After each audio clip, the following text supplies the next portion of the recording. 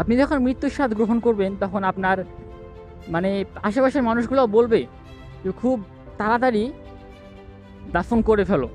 আর তুমি ভাবো ভাই যে মানুষ কি, শুনো, তুমি আমি অনেকেই ভাবি এবং বসে থাকি আমরা একটা জিনিস করতে চাচ্ছি, যে ধরো আমি সাপোজ বললাম, তুমি একজন ভাবছো মনে মনে যে আমি কন্টেন্ট ক্রিয়েশন করব, আমি কন্টেন্ট ক্রিয়েটর হব, কন্টেন্ট ক্রিয়েট করব।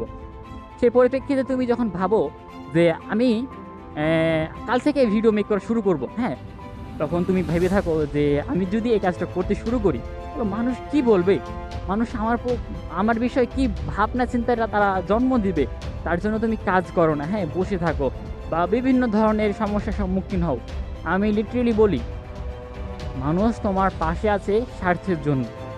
যেদিন তোমার কাছে টাকা থাকবে না বা তারা যেটা চাচ্ছিল তারা পাচ্ছিল, স্বার্থ থাকবে না, সেদিন তোমার পাশে কেউ থাকবে না। ভাই বিশ্বাস করেন, আপনার পাশে সেদিন কেউ থাকবে না। তাই মানুষ কি বলবে ভেবে লাভ নাই, বুঝছেন? আপনি যখন মৃত্যুর স্বাদ গ্রহণ করবেন তখন আপনার মানে আশেপাশের মানুষগুলো বলবে যে খুব তাড়াতাড়ি দাফন করে ফেলো।